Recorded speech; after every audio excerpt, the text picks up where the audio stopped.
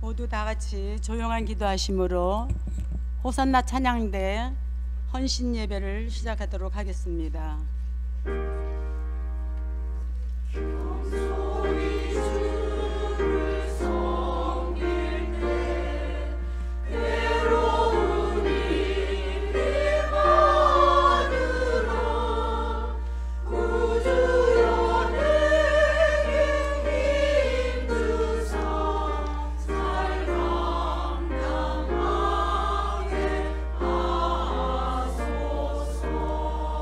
찬송하라 하나님을 찬송하라. 찬송하라 우리 왕을 찬송하라.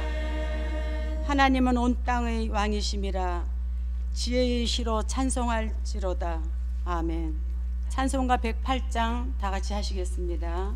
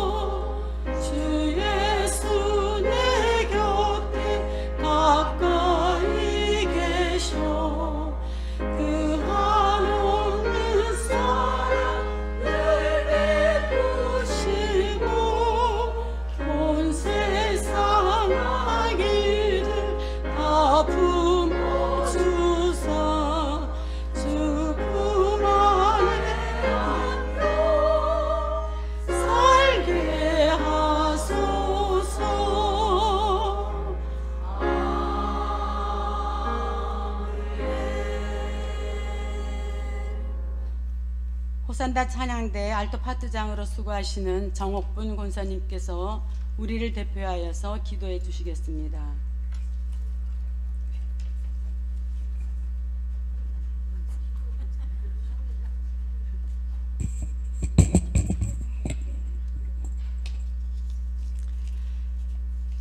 사랑과 자비가 충만하신 하나님 아버지 감사합니다. 이 시간 호산나 헌신 예배를 드려오니 주님 홀로 영광 받으시옵소서. 주님을 사랑하고 이웃을 사랑하며 주님께만 영광 돌리는 찬양의 삶을 살게 하옵소서. 주님만이 우리의 길이요 진리요 생명이오니 우리의 갈 길을 인도하여 주옵소서. 우리의 삶이 주님의 말씀으로 인하여 충만하게 하옵소서. 오늘도 주 안에서 기도하고 찬송하게 하사 성령 충만한 은혜를 받게 하옵소서. 종로교회를 사랑하시고 은혜를 베푸사 복음을 전하게 하시고 기쁨으로 단을 거두게 하시오니 무한 감사드리옵나이다. 강성률 담임 목사님의 특별하신 영혼 구원의 사명을 하나님께서 사랑하시고 함께 하셔서 도우셨음을 믿고 감사를 드립니다. 호산나 성가대가 많은 부흥을 이룬 것에 감사하고 임금자 지휘자님과 조윤희 반주자의 충성을 하나님께 감사드립니다. 또한 차증의 대장님과 모든 부분에서 지원해 주신 최유순 장로님의 노고가 있음에 감사드립니다. 매주 이른 시간에 예배를 돕는 찬양대원들께 하나님의 은혜와 평강이 넘치기를 기도합니다. 우리에게 믿음을 주시사 넘어지지 않고 시험에 빠지지 않게 우리의 연약함을 주님께 아뢰이니 세상과 사람을 바라보는 시선을 하나님께로 돌릴 수 있게 도와주시옵소서. 우리는 자주 시기하고 남을 정죄합니다. 그때마다 예수님의 십자가를 바라보게 하옵소서. 우리나라가 심히 어려움에 처해 있습니다. 하나가 되지 못하고 양극화에 덫에 빠져 해결책이 보이지 않고 있는데 믿음의 사람들이 부르짖는 기도를 하나님의 구원하심이 있기를 기도하고 원합니다. 하나님, 이 나라를 도와 주시옵소서. 회개와 겸손으로 엎드려 기도합니다.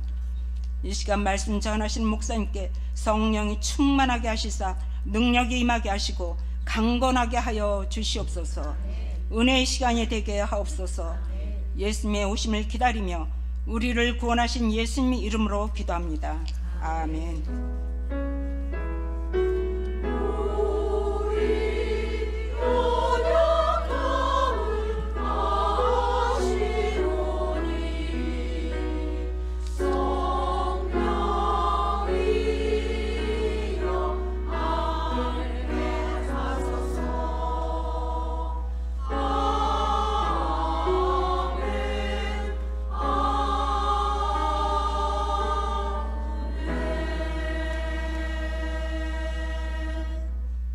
이 시간 우리에게 주신 하나님의 말씀은 스가랴서 12장 1절에서 5절까지 말씀입니다.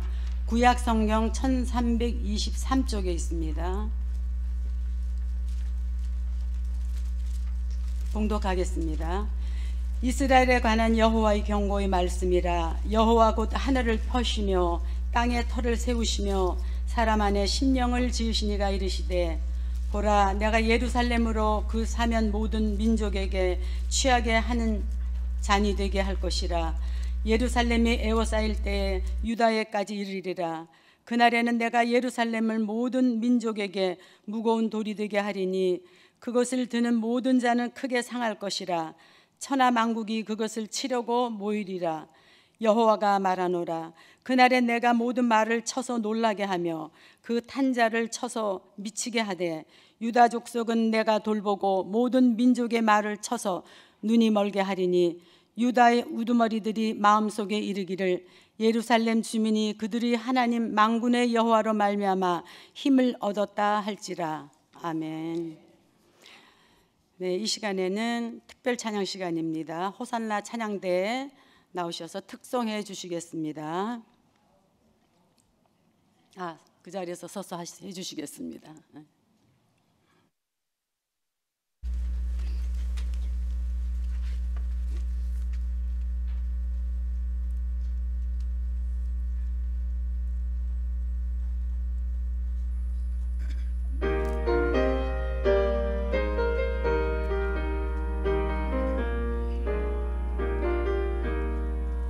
지금까지 지내온 너 주의 크신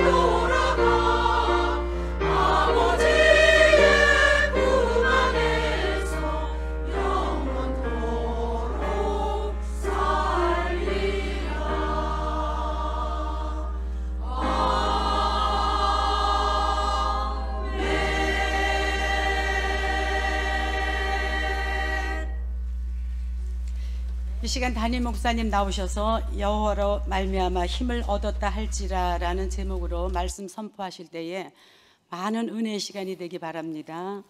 아멘. 감사드립니다. 우리 호산나 찬양대에 헌신 예배로 오후 예배 드리게 돼서 더 기쁘고 감사합니다. 우리 옆 사람에게 여호와의 집에 영원히 거합시다.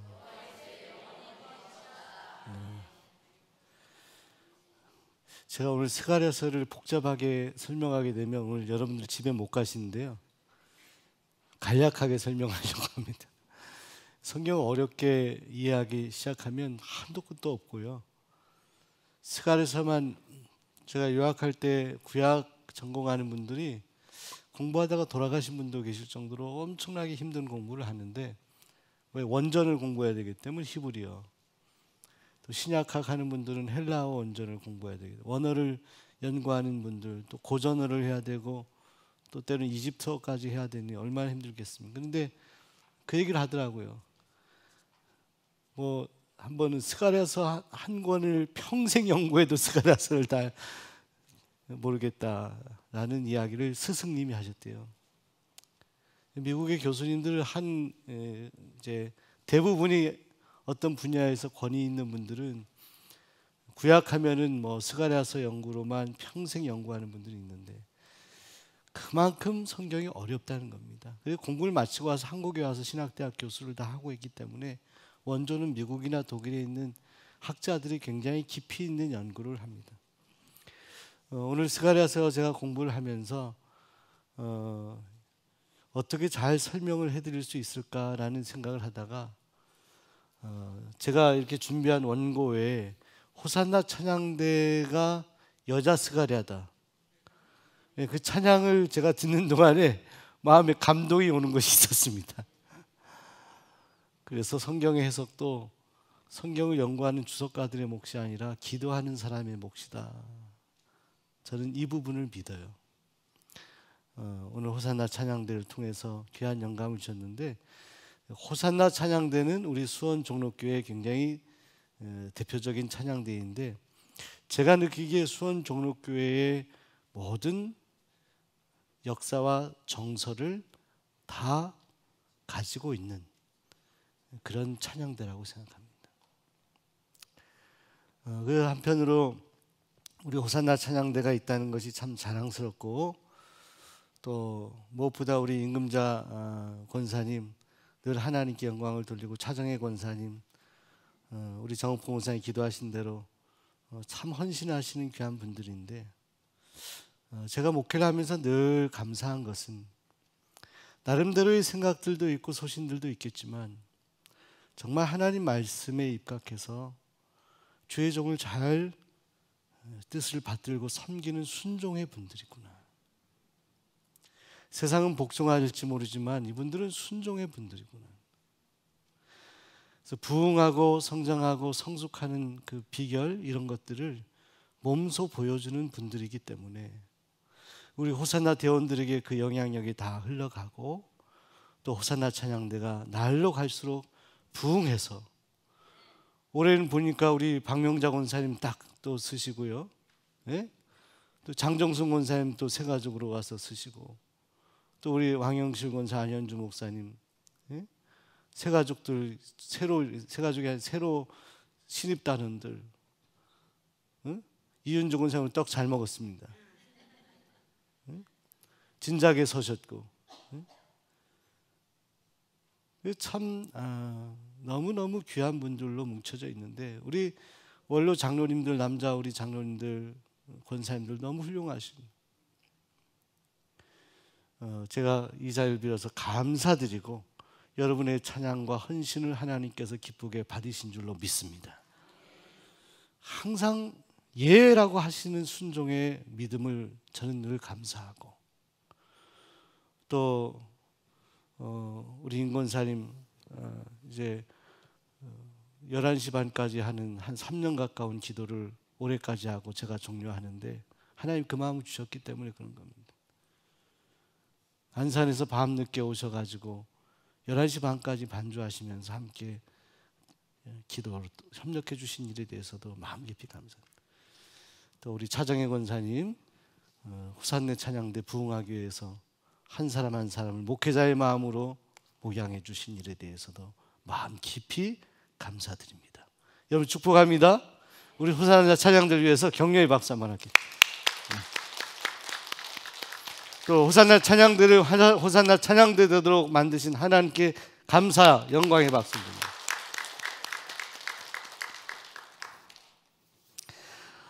여러분 우리 스가랴서 말씀을 지금 이 계절에 하고 있다는 것 자체가 은혜인 것 같아요. 오후 예배가 이번 주 다음 주 이렇게 이제 이번 한 달이 얼마 남지가 않았습니다. 이번 주 다음 주 그 다음 주 이렇게 3주 하게 되면 여러분들에게 말씀드린 대로 그런 마음을 주셨습니다. 우리 안에 좀 교제가 좀 더 충분해야겠다는 생각이 있어요. 주일날 여러분들 너무 일찍 가지 마시고 교회에 계셔서 본당에서 담소도 나누시고 함께 교제도 나누고 대화도 하고 함께 기도도 하고 손잡고 못했던 속회도 함께 하시고 동아리반도 함께 하시고 성역 공부반도 들어가서 함께 하시고 또 청장년들 교회학교 위해서도 많이 기도해 주셔서 이 오후 예배 시간에 더욱더 하나님께서 바라시고 원하시는 그런 시간으로 만들어 가기를 소원하고 축복합니다. 여러분 스가랴서 하게 되면 굉장히 어려운 책으로 알려져 있습니다. 다니엘서, 스가랴서, 요한계시록 이런 책들은 너무나 해석하기가 쉽지가 않습니다. 왜냐하면 환상이 나오기 때문에. 그 환상의 내용을 다 해석해 놓으질 않았어요. 환상의 내용을 딱 이렇게 말씀을 딱 제시하고 이것은 뭐고 이것은 뭐고 이렇게 다 설명을 하면 좋은데 설명이 되어 있지 않기 때문에 이것을 연구한 학자들이 연구하고 고민하고 목회자들이 연구하고 이게 뭐지? 이게 무슨 뜻이지? 고민하는 거예요. 그럼에도 불구하고 대부분 전반적으로 우리 스가랴서를 우리가 이해할 수 있는 것은 큰 흐름을 이해할 수 있기 때문에. 그래서 여러분 우리가 이단이라는 것은요, 이단에 빠진다라고 할 때 이단은요 어떤 사람들이 이단이 되냐면 아예 차가운 사람들, 믿음이 없는 사람들이 이단이 되지 않아요. 이단이란 말의 뜻은 뭐예요? 끝이 다르다라는 말이에요. 이단은. 그러니까 열심히 잘 하다가 그게 지나치면 이단이 되는 거예요. 특별히 성경의 해석에 있어서 스가랴서라고 했을 때 여러 가지 8개의 환상 가운데 그것을 해석하는 어떤 부분에 있어서 아주 극단적으로 해석을 하고 이것만이 옳다라고 이야기하게 되면 위험하게 되는 거예요. 그래서 이단에 빠지게 되는 그 단계에서 사단은 성도들에게 어떤 마음을 주냐면 교만한 마음을 주세요. 교만한 마음. 이게 절대적이라고 생각하도록 만드는 거예요. 평생 연구한 학자들 사이에서도 논란이 되는 그런 구절들에 대해서 이것만이 옳다라고 이야기하는 거예요. 이것만. 근데 그렇게 말하기에 성경이 쉽지가 않습니다. 그러면 왜 성경을 그렇게 때로는 모호하게 어렵게 성경을 만드셨을까요? 여러분 우리가 하나님을 알아가는 과정은 참 소중하지만 내가 믿는 하나님을 내가 100% 안다라고 생각했을 때 그것은 교만입니다. 저도 목회하면서요, 사역하면서 때로는 그렇게 말하고 싶어요. 이겁니다. 이거 100% 이겁니다. 이렇게. 강단에서 무언가를 확신 있게 말씀을 전하는 것이 얼마나 소중하겠어요. 그런데 그렇지 못할 때가 있어요. 특별히 성경의 해석에 있어서는 그렇다는 거예요. 또 일어난 여러 가지 사건들에 대한 이야기도 그렇습니다. 내가 지금 이렇게 현재 볼 때는 이것인데 이것이 분명히 맞는 것 같은데 이게 세월이 흘러가고 지나가 보니까 역사는 지나가 보니까 그것이 아니었거든요. 이런 걸 너무나 많이 경험하게 된 거예요. 특별히 우리 신앙은 하나님에 대한 궁금증, 하나님이 어떤 분이시고 하나님이 어떤 일을 행하실까에 대한 궁금증이 있지만 이 부분에 있어서도 겸손한 마음을 끝까지 가지지 않으면 우리는 이단같이 잘못된 신앙에 빠질 수가 있습니다. 제가 안전하면서도 분명하게 이 스가랴서에 대해서 말씀하고 싶은 것, 우선 선제적으로 여러분들 스가랴서는 현실의 이야기만 하고 있지는 않습니다. 여러분, 스가랴서하고 가장 동시대의 인물이 누구냐? 우리 지난 시간에 누구 했죠? 학계, 스가랴. 그러니까 학계와 스가랴. 우리 옆 사람이 학계와 스가랴는 친구입니다. 이렇게. 뭐 친구라는 의미는 그 같은 시대의 선지자라는 어떤 시대냐? 자, 여러분 역사적으로 우리 세마학교 들으신 분은 이해하실 거예요. 역사적으로 여러분들 오늘 설교에도 1, 2부 설교에도 여러분 아수르가 북이스라엘을 멸망시키게 되죠. 그리고 남유다만 남게 되잖아요. 근데 남유다도 결국은 멸망을 당하게 됩니다. 어디에게? 어느 제국에? 바벨론에게 멸망을 당해요. 바벨론에게. 멸망당할 뿐만이 아니라 예루살렘이 초토화되고 그 바벨론 족속 그들에 의해서 포로로 3번에 걸쳐서 끌려가게 돼요. 끌려가게 돼. 끌려간 바벨론에 살아가는 족속들이 있고 예루살렘에 남아있는 사람들이 있었어요. 근데 쓸만한 사람들을 다 데려가는 거예요. 포로로. 어마어마한 거리를 포로로 잡혀 3번에 걸쳐서 끌려가서 그 사람들은 늘 이스라엘 예루살렘을 그리워하는 거예요. 끌려간 사람들. 근데 하나님께서 포로된 그들을 그대로 내버려 두시지 아니하고 다시 예루살렘으로 돌려보낼 것이다 라는 예언의 말씀을 선지자들 통해서 하셨잖아요. 그리고 그 말씀이 실천됩니다. 그런데 여러분, 바벨론이 영원히 포로된 이스라엘 민족들을 끝까지 붙잡고 있을 것 같았는데 이 바벨론이 페르시아에게 멸망을 당하게 돼요. 그때 이 페르시아의 초대왕 고레스 왕, 이 고레스 왕이 선언을 합니다. 칙령을 반포해서 포로를 데리고 있는 사람들을 다시 예루살렘으로 돌려보내게 돼요. 예루살렘으로 돌아온 사람들 가운데 특별히 스룹바벨과 대제사장 여호수아 같은 사람이 있어요. 그리고 이제 이 포로로 다시 잡혀 돌아온 사람들 가운데 특별히 하나님의 사명을 받고 돌아오자마자 저들이 했던 것이 성전을 다시 건축하는 거예요. 다 무너진 예루살렘 성전을 재건하는 일인데 이 성전을 재건하는 일 가운데 방해하는 사람들 때문에 성전이 중단됩니다. 중단되었을 때 아니다, 이 성전을 다시 재건해야 된다, 건축해야 된다라고 해서 하나님께서 사용하신 선지자 2사람, 바로 학계와 스가랴입니다. 스가랴. 그래서 이 스가랴서의 전반부에는 성전 재건에 대한 그런 내용들, 그런 희망들, 그런 사명들에 대한 이야기들이 있어요. 여러분, 성전 재건은요, 이 땅에서 성전을 만드는 거예요. 예루살렘의 성전을 다시 세우는 거예요. 과거 솔로몬이 세웠던 거 어마어마한 성전과는 비교할 수 없었지만 그럼에도 불구하고 성전을 재건하게 되는데 하나님께서 이 스가랴 선지자를 통해서 성전이 재건되고, 그런데 성전이 재건되고 난 이후에 나중에 이 성전에서 하나님께 예배할 이스라엘 백성들의 단순히 성전 재건만이 아니라 이스라엘 백성들이 어떻게 그 하나님의 성전에서 예배하고 하나님을 섬길 것인가에 대한 그런 말씀, 그런 비전도 함께 제시하고 있어요. 그런데 거기에서만 끝나는 게 아니라, 여러분,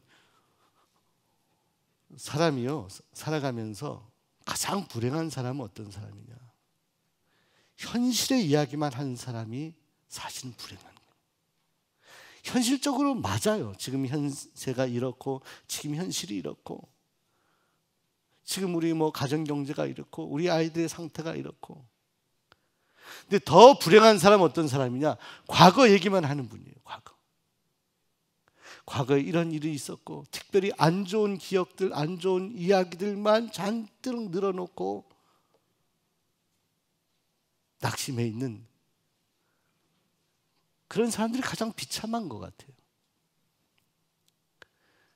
성경적이지 않아요. 왜냐하면 이사야 선지자도 그렇고 학개도 그렇고 스가랴도 그렇고요, 예레미야도 그렇고, 아무리 눈물 흘릴 만한 그런 일들, 예레미야 선지자는 눈물의 선지자, 아무리 비참한 현실의 국가적인 상황을 이야기하고 타락한 백성들에게 하나님이 심판하실 것이다 라는 메시지를 전하지만 여기서 끝나지가 않는다는 거예요. 여기서 반드시 이 소선지서, 대선지서에는 반드시 희망을 말씀해요. 희망, 회복을 말씀해요. 이것은 현실에 일어난 이야기가 아니라 미래에 일어날 이야기를 얘기한다는 거예요. 미래. 저는요, 성경을, 이 스가랴서도 마찬가지, 성경을 여러분들이 저에게 묻는다면 성경은요, 단순히 현실에 일어나고 있는 일들에 대한 이야기로 다 되어 있다라고 생각하면 이건 오해입니다.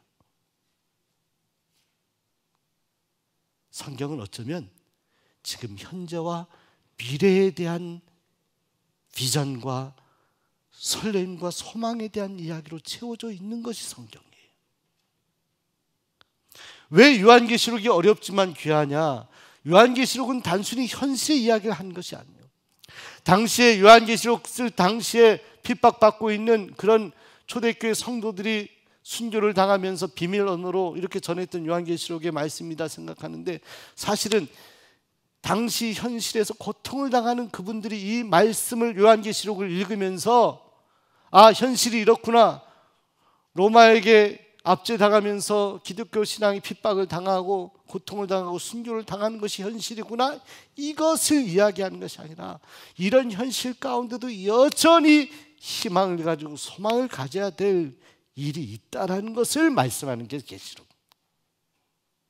미래의 얘기.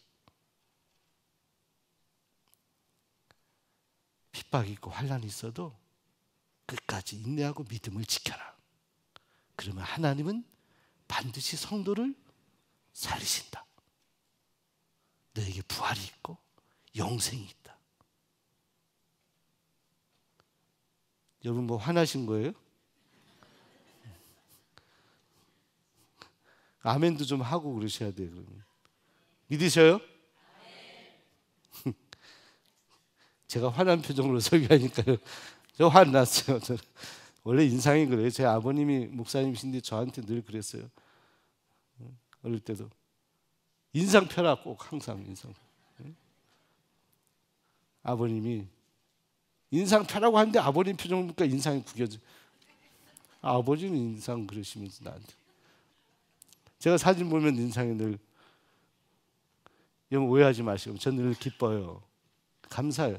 여러분 이렇게 수원정로교회 좋은 성도님들과 함께 신앙생활하고 있는 얼마나 제가 감사한지 몰라요. 제가 와서 마라톤 전달 60km 달리면서 막 쩔룩거리면서도 기뻐했어요. 이렇게 좋은 성도님들이 계십니다. 세상에 부러울 것이 없더라고요. 여러분 우리 신앙은요, 현실의 이야기하는 거예요. 저 영원한 나라에 대한 이야기하는 거예요. 그 나라의 지배를 받고요, 그 나라에 대한 꿈을 꾸고요, 그 나라에 대한 놀라운 그런 은혜의 체험을 하면 이 땅에서 별의별 일들이 있고 전쟁이 있고 다툼이 있고 있어도 우리 마음속에는요, 하나님이 주신 평안이 느껴지게 되는 거예요. 성도는 여기에 아이덴티티가 있고 여기에 행복이 있는 거예요. 미래에 대한 이야기. 스가랴서는 성전 재건을 반드시 이루도록 내가 너희를 도울 것이다, 이것을 스가랴 선지자를 통해서 말씀하는데, 단순히 성전 재건의 이야기가 아니라 성전 재건, 이것은 시작에 불과하다. 자, 사랑하는 스가랴 선지자야, 그리고 너의 말을 듣는 백성들아, 들어라. 장차 앞으로 너에게 메시아가, 너를 구원할 메시아가 올 것이다. 왕의 왕, 평화의 왕이 올 것이다.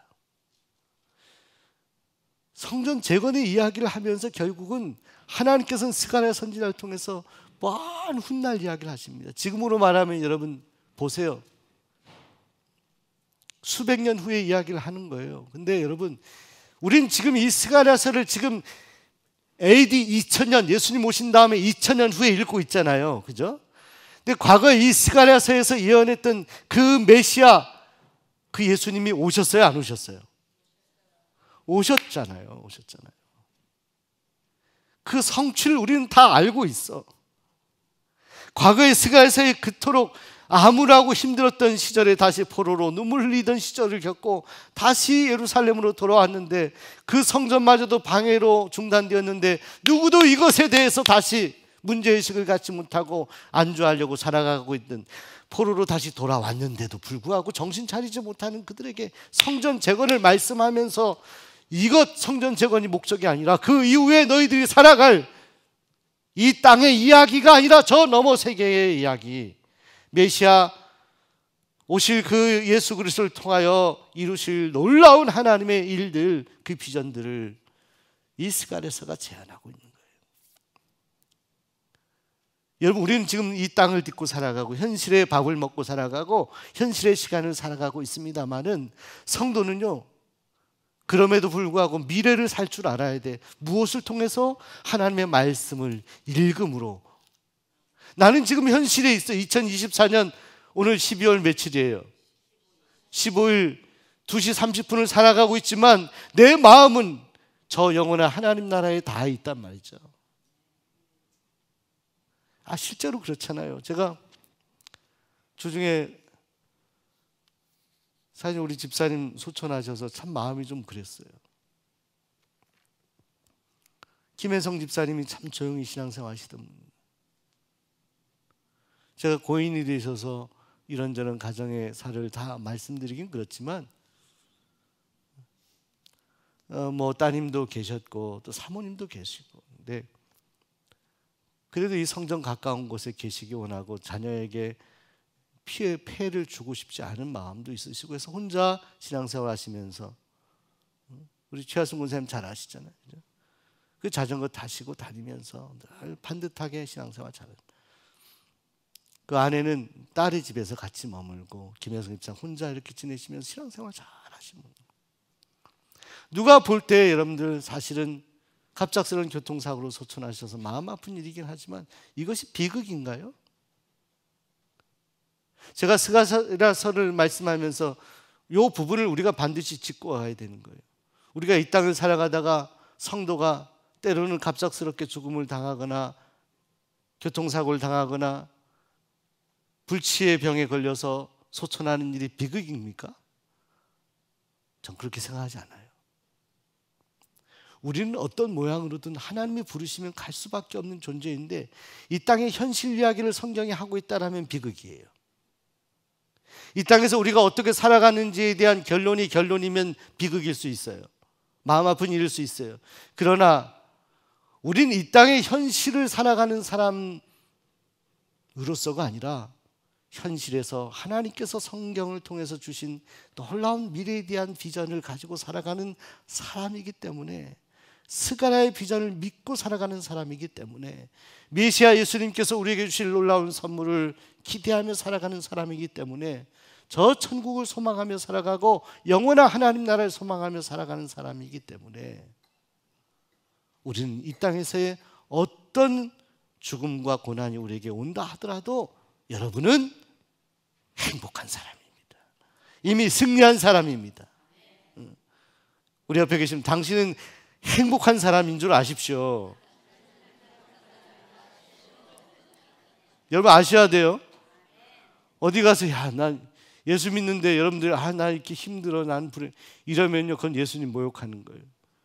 예수님이 이미 그 대가를 다 치르셔서 우리를 구원하셔서 메시아로 이 땅에 오시고 십자가에 달려 죽으시고 물과 피를 다 쏟으셔서 그러기까지 우리를 사랑하셔서 우리에게 새 생명 주시고 이 땅의 현실 이야기, 현실에 살아가는 그런 존재가 아니라 미래를 살아가는 존재로 만들어 주셨음에도 불구하고 우리는 현실의 사람이 되면 이것은 참으로 불행한 일입니다. 우리 주님께 실망스러운 일이 될 수 있어요. 여러분, 스가랴서는 바로 그 미래를 말씀하는 그런 책이 바로 스가랴서라는 것입니다. 여러분, 스가랴서 전반적으로 말씀을 읽어가면서 가장 중요한 메시지는 뭐냐? 그렇다면 어떻게 살아가야 될 것인가? 스가랴서 1장 보시게 되면 아예 처음부터 스가랴 선지자는 이스라엘 백성, 유다 백성들에게 말씀해요. 그래서 1장 1절부터 서두가 굉장히 중요한 책입니다. 1장 1절에서부터 4절까지 말씀, 아주 중요한 말씀. 자, 함께 읽어볼게요. 다리오 왕 시작. 다리오 왕 제2년 8째 달에 여호와의 말씀이 이때의 손자 베레가의 아들 선지자 스가랴에게 임하니라. 이르시되 여호와가 너희의 조상들에게 심히 진노하였느니라. 그러므로 너는 그들에게 말하기를 만군의 여호와께서 처럼 이르시기 너희는 내게로 돌아오라. 만군의 여호와의 말이니라. 그리하면 내가 너희에게로 돌아가리라. 만군의 여호와의 말이니라. 너희 조상들을 본받지 말라. 옛적 선지자들이 그들에게 외쳐 이르되 만군의 여호와께서 이같이 말씀하시기를 너희가 악한 길 악한 행위를 떠나서 돌아오라 하셨다 하나 그들이 듣지 아니하고 내게 귀를 기울이지 아니하였느니라. 여호와의 말이니라. 자, 여러분 보세요. 여호와 하나님께 돌아오라. 이게 중요한, 회개하라. 굉장히 중요한 메시지예요. 내게로 돌아오라. 너희는 내게로 돌아오라. 하나님이 바라시는 것, 가장 원하시는 것은 결국 한마디요. 돌아오라, 돌아오라. 세상으로가 아니라, 우상에게로 아니라, 너를 만들고 내 생명을 창조하고 너를 사랑해서 훗날 메시아까지 보내서 너희를 구원할 하나님께로 돌아오라. 그래야면 내가 너희에게로 돌아가리라. 이렇게. 여러분, 하나님을 새해 2025년에 더욱 가까이 하시기 바랍니다. 하나님을 가까이 하면 하나님은요, 여러분을 더 가까이 하실 거예요.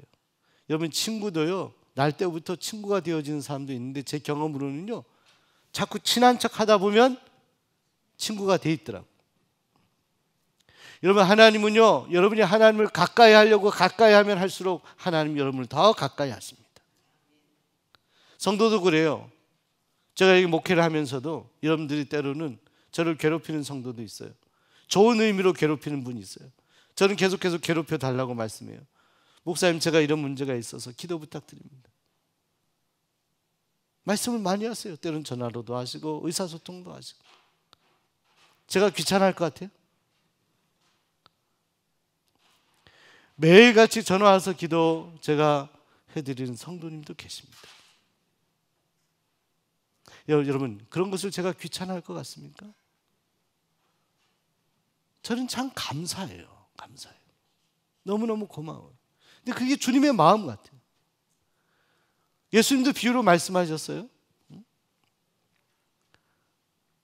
구하라 그러면 찾을 것을, 문을 두드리라 그러면 열릴 것이라. 자꾸 구하고 찾는 자, 하나님을 가까이 하는 자. 때로는 하나님께로 등을 돌이켰다가 멀리 했지만 다시 하나님께로 돌아올 마음을 가지고 다시 돌아오는 사람들, 하나님이 기꺼이 언제든지 받으신다. 이스라엘 백성, 유다 백성들을 향해서 하나님께서 말씀하는 거예요. 예루살렘에 돌아와도 아직 다 정신 차리지 못하고 포로로 다시 끌려갔다가 돌아오게 한 하나님의 은혜를 잊어버리고 그저 무덤덤하게 살아가는 그들에게 너희는 다시 돌아오길 원한다. 그러면서 4절에 너희 조상들을 본받지 말라. 너희 조상들 어떤 조상들이에요? 우상을 섬긴 사람들. 더 뒤로 가게 되면 광야의 이스라엘 백성들, 불평하고 원망하는 사람들, 정죄하는 사람들. 여러분, 새해에는 어떤 일이 있어도 불평하지 마시기 바랍니다. 어떤 일이 있어도 원망하지 마시기 바랍니다. 어떤 일이 있어도 누구로 정죄하지 마시기 바랍니다. 누구를 어떤 심판의 잣대로 이렇게 놓으면 안 돼요. 세상의 제도가 그래도 교회가 그러면 안 돼요. 절대 그러지 마세요. 그대로 여러분들이 그렇게 하나님께 잣대로 심판을 받으면 우리가 여기에 존재할 사람이 누가 있겠습니까? 언제나 여러분들 긍휼과 사랑과 용서를 마음을 가지고 사람들을 이해하고 품어줄 수 있는 사람이 돼야 돼요. 따뜻한 사람들. 그러면 여러분의 선교회가 더 부흥할 줄로 믿습니다. 속회가 더 부흥할 거예요. 겸손하게 다른 사람을 섬기고 위에서 따뜻한 마음을 보이는 그 마음의 자세가 우리 하나님이 우리에게 가르쳐 주신 내용이기도 합니다. 과거 선배들을 본받지 말라, 너희 조상들 절대로 본받지 말라 4절 말씀에 이렇게 서두를 시작합니다. 그러면서 특별히 어려운 부분이 2장 말씀에서 보게 되면 여러분 1장 후반절부터 8개의 환상, 1장 7절부터 나오죠. 1장 7절부터 보면 요거만 한번 1장 7절에서 17절까지 보면 붉은 말을 탄 사람의 환상이 나오게 됩니다. 붉은 말을 타신 이건 그리스도를 상징하는 것입니다. 그 다음에 1장 18절에서 21절까지 보면 내 뿔과 내 대장장이들에 대한 이야기가 기록되어 있어요. 이건 4개 보통 나온다라고 하면 이것도 해석인데 이것은 4개의 제국들, 이스라엘을 계속 지배해왔던 4개의 제국들을 상징한다 이렇게 보는 것입니다. 2장 1절에서 13절까지 보면 여기 보면 측량줄을 잡은 사람 이야기가 나오게 됩니다. 그 환상, 이게 다 환상이에요. 스가랴 선지자가 본 환상. 그리고 3장 한번 보세요. 3장 1절에서부터 10절까지 보면 대제사장 여호수아의 옷에 대해서 말씀합니다. 여호수아의 옷. 한번 읽어볼까요? 3장 1절부터 4절까지 시작. 대제사장 여호수아는 여호와의 천사 앞에 섰고 사탄은 그의 오른쪽에 서서 그를 대적하는 것을 여호와께서 내게 보이시니라. 여호와께서 사탄에게 이르시되 사탄아 여호와께서 너를 책망하노라. 예루살렘을 택한 여호와께서 너를 책망하노라. 이는 불에서 꺼낸 그슬린 나무가 아니냐 하실 때에 여호수아가 더러운 옷을 입고 천사 앞에 서 있는지라. 여호와께서 자기 앞에 선 자들에게 명령하사 그 더러운 옷을 벗기라 하시고 또 여호수아에게 이르시되 내가 내 죄악을 제거하여 버렸으니 내게 아름다운 옷을 입히라 하시기로 이렇게 말했습니다. 여러분 대제사장 여호수아의 옷, 더러운 옷을 의로운 깨끗한 옷으로 바꿔 입히시는 모습 속에서 특별히 사탄이 참수하고 괴롭히고 힘들게 하는 것, 이것을 물리치는 내용이 나오게 됩니다. 승리한 내용. 자, 그리고 4장에 가시게 되면 순금 등잔대와 두 감람나무에 대한 환상의 이야기가 기록이 되어 있습니다. 여기서 두 감람나무는 성전 재건에 헌신한 여호수아와 스룹바벨을 의미한다, 이렇게 해석을 대부분 합니다. 그리고 5장 보시게 되면 5장에 날아가는 두루마리에 대한 환상이 있어요. 길이가 굉장히 넓은 이 두루마리가 날아가고 있는 것, 이 환상에 대한 해석은 지은 모든 죄에 대해서 하나님이 심판하실 것에 대한 경고의 말씀이다, 이렇게 우리가 해석할 수가 있고, 5장 1절에서 11절 말씀을 보시게 되면 한번 5장 1절에서 11절 보시게 되면 에바 속의 여인에 대한 이야기야. 에바 속의 여인. 에바라는 것은 곡식의 양을 이렇게 재는 데 사용하는 돛박 같은 거거든요. 근데 여러분 이 환상을 보게 되면 여인이 에바에 앉아 있는 그런 모습이 나오는데 이 곡식이 돛박에 가득 채워지는 모습이 나오게 됩니다. 이것은 뭘 말하냐? 이스라엘의 죄악이 그릇에 가득 차 있는 것을 보여주는 환상이다. 이 환상들을 통해서 계속해서 인간의 죄악들, 이스라엘의 죄악들을 보여주시지만 그런 가운데도 다시 희망의 말씀들을 하고 계세요. 그대로 내버려 두지 아니하시고 하나님께서 이길 수 있는 은혜와 능력을 계속 주실 것이다라는 이 환상이 계속해서 반복되고 있어요. 6장 보세요. 6장 1절에서 8절까지 보면 4개의 병거에 대해서 말씀하는데 이 4병거도 4제국, 4제국이라고 하게 되면 어디일까요? 바벨론, 페르시아, 그 다음에 헬라 제국, 그리고 예수님 당시에 이스라엘 지배했던 로마 제국, 이 4제국을 의미한다, 상징한다, 그렇게 말씀합니다. 이 환상의 결론은 그럼에도 불구하고 대단한 그런 제국들이 이스라엘을 지배할 것이지만 그러나 하나님께서 결국 역사의 주관자 되신 하나님께서 이 모든 제국들을 멸하시고 하나님께서 다스리실 것이다라는 것을 말씀합니다. 그리고 6장 9절에서 15절까지 보시게 되면 6장 9절부터 한번 말씀을 보시게 되면 면류관을 여호수아의 머리에 쓰여 주시는 그런 모습을 보여줍니다. 그래서 이 여호수아가 를 통해서 하나님께서 이루실 놀라운 일들, 또 앞으로 교회가 성전 재건이 완성됨으로 교회가 견고하게 세워질 것을 말씀하는 그런 내용으로 6장 말씀이 구성이 되어 있습니다. 그리고 7장에 가시게 되면 4개의 메시지를 전하는데 포로에서 돌아온 백성들이 제사장들과 선지자들에게 금식에 관한 일로 질문을 했는데, 특별히 7장 4절 한번 볼까요? 금식의 목적. 7장 4절부터 시작. 만군의 여호와의 말씀이 내게 말하여 이르시되 온 땅의 백성과 제사장들에게 이르라. 너희가 70년 동안 다섯째 달과 일곱째 달에 금식하고 애통하였거니와 그 금식이 나를 위하여 한 것이냐. 너희가 먹고 마실 때 그것은 너희를 위하고 먹고 너희를 위하여 마시는 것이 아니냐. 예루살렘과 사면 성읍의 백성이 평온히 거주하며 남방과 평온의 사람이 거주할 때 여호와가 옛 선지자들을 통하여 외친 말씀이 있지 아니하느냐 하시니. 여러분, 금식은 누굴 위한 거예요? 금식은 먼저 우리 주님을 위한 거죠. 그죠? 주님을 위해 금식하다가 결국 나에게 큰 유익이 되는 겁니다. 금식할 때 우리 인간의 욕심과 모든 본능 이런 것들이 절제되면서 하나님을 찾게 되니까, 그런 금식의 목적을 너희가 기억하라. 형식주의에 빠지지 말고 어떤 일이든지 그것의 근본 목적을 회복하라 라는 그런 의미로 금식에 대한 해석의 말씀을 합니다. 그러면서 8장 18절 말씀 보시죠. 8장 18절.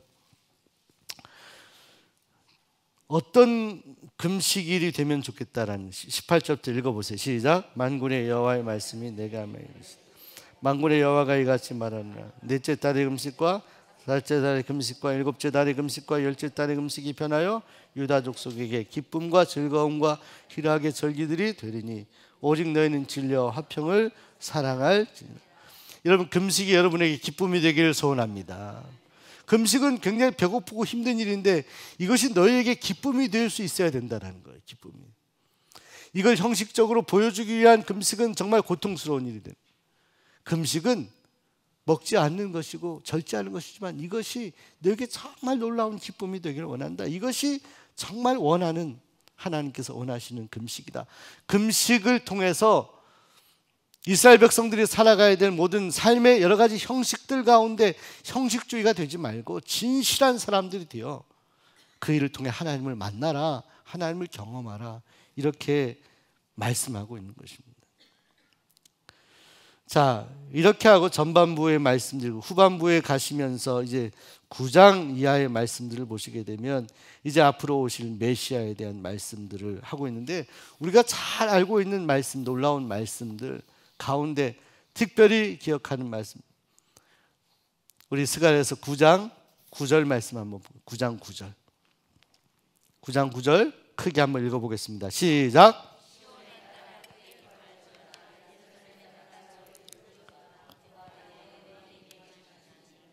공의로우시며 구원을 베푸시며 겸손하여서 나귀를 타시는 낙의 작은 것 곧 낙이 새끼. 자, 여러분, 이것이 예언된 것이 예수님 태어나기 수백 년 전의 이야기예요. 근데 여러분, 신약성경에 보면 예수님이 예루살렘에 입성할 때 뭐 타셨어요? 낙이 타셨죠?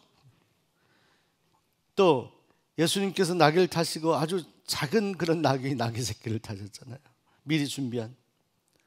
보라, 내 왕이 내게 임하시나니 그는 공을 이루시며 구원을 베푸시며 겸손하여서 나귀를 타신다. 이 스가랴서의 말씀은 벌써 과거 오래전의 말씀인데 이때 예언한 말씀이 그대로 신약 성경에서 예수님이 나귀를 타고 예루살렘 입성하는 예수님의 모습입니다. 여러분, 메시아에 대해서 가장 많은 예언들을 한 책이 바로 스가랴서입니다. 그래서 전반부는 뭐 성전 재건에 대한 이스라엘 백성들의 영적 상태에 대해서 말씀하면서 그럼에도 불구하고 내가 너희를 도울 것이다, 성전 재건이 잘 될 것이다, 유다 족속들을 지켜줄 이런 말씀을 하는데 후반부에 가면서 이제는 그 현실의 얘기를 넘어서 낙이 탈 메시아에 대한 말씀을 하고 있다는 거예요. 소망의 말씀. 그러면서 10장에 가셔서 이스라엘 백성들을 구원하실 여호와 하나님에 대한 말씀들. 자, 그러면서 점점 갈수록 기대감을 높여가고 12장 우리가 읽은 말씀 보시게 되면 하나님께서는 예루살렘과 유다 백성들을 반드시 지키실 것이다 이런 말씀을. 그건 지금으로 말하면 유다 백성들은 죄를 짓고 하나님을 떠나 있지만 그러나 하나님께서 선택한 하나님의 백성들을 의미하고 있는 거죠. 그래서 4절 말씀, 여러분 그날이라는 단어가 또 많이 나옵니다. 그날, 앞으로 메시아가 오실 바로 그날. 자, 12장 4절 한번 읽어볼게요. 다시 한번 시작. 여호와가 말하노라 그날에 내가 모든 말을 쳐서 놀라게 하며 그 탄 자들을 쳐서 미치게 하리. 유다 족속은 내가 돌보고 모든 민족의 말을 쳐서 눈이 멀게 하리니. 5절 유다의 우두머리들이 마음속에 이르기를 예루살렘 주민이 그들의 하나님 만군의 여호와를 말미암아 힘을 얻었다 할지라. 하나님이 다른 민족들은 다 치더라도 유다 족속은 내가 돌볼 것이다. 출애굽할 때 애굽 사람들 그들의 손아귀에서 이스라엘 백성들을 꺼내면서 애굽 사람들 다 멸해도 이스라엘 백성들을 지키셨잖아요, 그죠? 그래서 하나님께서 유다 백성들을 지킬 것이고 저들에게 메시아 예수님 구세주를 보내주실 것이다. 희망을 가져라. 이런 말씀으로 스가랴서의 마지막 부분, 후반부 부분이 흘러가고 있는 것을 보게 됩니다. 그러게 여러분들 어떤 경우에도 오늘 우리의 인생도 마찬가지입니다. 현실의 이야기가 아니라 우린 미래의 이야기 속에서 하나님이 이미 우리에게 약속하신 메시아 예수님, 우리에게 보내주신 그 예수님과 더불어서 우리는 미래에 살아가는 저 놀라운 하나님 나라에 대한 꿈을 꾸며 살아가는 하나님의 백성들이 되어야 할 줄로 믿습니다. 근데 이것을 깨닫게 하시는 분은 누구시다? 하나님이시고 우리 마음에 그걸 감동하시는 분은 누구시다? 성령님. 이 말씀을 스가랴 선지자가 전하게 된 건 하나님의 말씀이 임했기 때문에 이런 말씀을 전하는데, 그래서 우리에게 중요한 말씀은 이렇게 좋은 예언의 말씀이라도 내 안에 믿어져야 되거든요. 그래서 4장 6절 한번 읽어볼게요. 스가랴서 4장 6절 말씀. 4장 6절. 4장 6절. 아주 유명한 말씀. 시작. 그가 내게 대답하여 이르되 여호와께서 스룹바벨에게 하신 말씀이 이러하니라. 만군의 여호와께서 말씀하시되 이는 힘으로 되지 아니하며 능력으로 되지 아니하고 오직 나의 영으로 되느니라. 아멘. 믿으시면 아멘. 우리의 힘과 능력이 아니라 나라의 회복도, 가정의 회복도, 우리 개인의 회복도 오직 여호와의 영으로 된다. 뭐 그런 얘기 있잖아요. 누가 아기를 낳는데 너무너무 힘을 주는데도 안 돼. 그래서 밖에서 시어머니가 찬송을 했대요. 힘으로 안 뭐죠? 네. 네. 아니 그래서 아무것도 될 수가 없는데, 응? 이것도 안 되고 저것도 안 되는 그 찬송을 불렀다는 거예요. 근데 그때 힘으로도 안 되고 오직 예수님으로 된다는 찬송을 부를 때 아기가 응애하고 나왔다는 얘기가 있어요. 힘으로도 안 되고 우리 인간의 능력으로, 지식으로도 안 되고 오직 여호와의 영, 하나님의 능력으로만 가능한. 여러분 그것을 믿고 지금도 나라나 우리 개인이나 여러 경제나 우리 삶이 어려울지라도 암울할지라도 여호와 하나님이 스가랴 선지자에게 주셨던 그 놀라운 환상의 비전이 오늘 우리에게도 여전히 있습니다. 그 비전을 가지고 믿음으로 승리하는 하나님의 백성들이 되기를 소원하고 축복합니다. 우리 옆 사람 우리 결단할게요. 이렇게 결단, 낙심하지 맙시다. 두려워하지 맙시다. 원망하지 맙시다. 감사하며 삽시다. 기쁨으로 삽시다. 평화를 전하며 삽시다. 그럼 여러분들은 우리 주님의 뒤를 따르는 참된 제자가 되는 것입니다. 기도하겠습니다. 하나님, 스가랴서의 환상 8개의 환상을 통해서도 또 스가랴 선지자의 말씀을 통해서도 우리 인생들은 참으로 연약하고 죄가 많지만 그런 인생들을 굽어 살피시고 인도하신 하나님 때문에, 그리고 그 하나님 보내신 예수님 때문에 우리가 소망이 있음을 발견합니다. 주님께 늘 믿음으로 살아가는 하나님의 백성들 되어 모두가 승리하게 하시고, 저 하나님 아름다운 나라에 입성할 때 주님께 칭찬받고 사랑받는 주님의 귀한 종들이 다 되게 하여 주옵소서. 예수님 이름으로 간절히 기도하옵나이다. 아멘.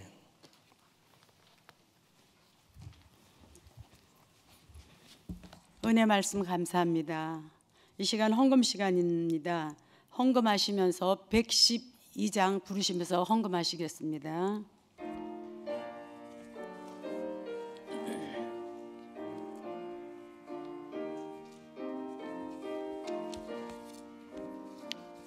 그 맑고 환한 밤중에 무천산에 와 그 손에 빛바 들고서 다 찬송하기를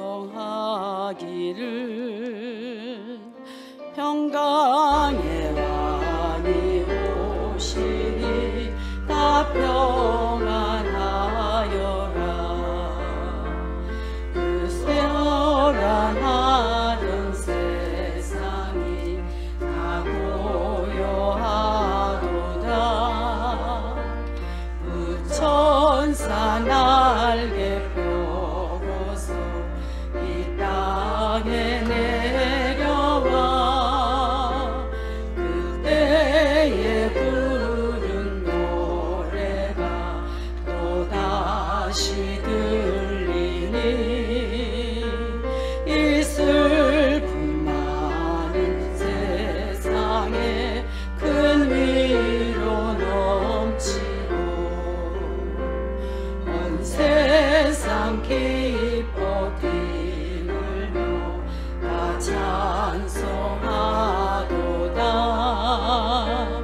이 괴로움 많은 세상에 짐지고 가는 자, 그 험산 출령 넘느라 온몸이 고나나 이제 악에서 살 동안 새 소망 가지고 저 천사 기쁨 찬송을 들으며 쉬어라. 내 선지에 언은하여 베들레헴 성에 주 예수 탄생하시니 온 세상 구주라. 저 천사 기쁜 노래를 또다시 부르니 온 세상 사는 사람들 다 화답하도다.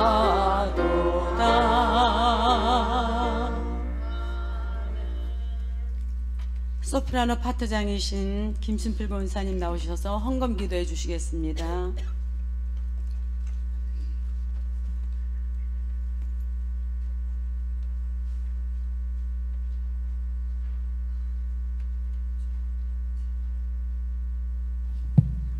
기도하시겠습니다. 천지 만물을 지으신 하나님 아버지, 거룩한 주일 오후 시간에 호산나 찬양대가 헌신 예배로 드리게 하심을 감사드립니다. 저희들이 찬양으로 영광을 돌려드리고 섬기게 하심을 감사합니다. 하나님 아버지, 이 시간 우리 담임 목사님 말씀을 통하여 우리 삶 속에서 아름답게 열매 맺게 하시고 우리가 살아가는 일상생활이 곧 예배가 되게 하여 주옵소서. 하나님 아버지, 이 나라와 이 민족을 긍휼히 여겨주시고 보살펴 주셔서 하나님이 통치하시는 이 나라가 되게 하여 주옵소서. 사랑의 주님, 받은 바 은혜가 감사하여 적은 예물을 드렸습니다. 이 예물이 쓰이는 곳마다 하나님의 영광이 드러나게 하시고 더 많은 것으로 드릴 수 있는 축복도 허락하여 주옵소서. 거룩하신 예수님의 이름으로 기도드립니다. 아멘. 담임 목사님 나오셔서 광고해 주시고 축도해 주심으로 호산나 찬양대 헌신 예배를 마치겠습니다. 우리 호산나 찬양대 최고입니다. 축복합니다. 네, 감사드리고 여러분들 헌신 하나님께서 기억하실 줄로 믿습니다. 그리고 우리 이순희 권사님도 많이 이렇게 회복하셔서 귀 수술 잘 진행돼 있어서 예배 참여 감사하고, 우리 김홍남 권사님도 백내장 수술, 어려운 수술 이번에 잘 했는데 오늘 이렇게 오셔서 너무너무 감사하고, 이설자 권사님 아직 병원에 계신데 잘 회복해서 퇴원하시기를 계속해서 기도해 주시기를 바랍니다. 여러분 모두 영육간에 강건하시고 하나님 늘 함께 하시기를 소원하고, 한 주 동안도 믿음으로 승리합시다. 기도하겠습니다. 하나님 감사합니다.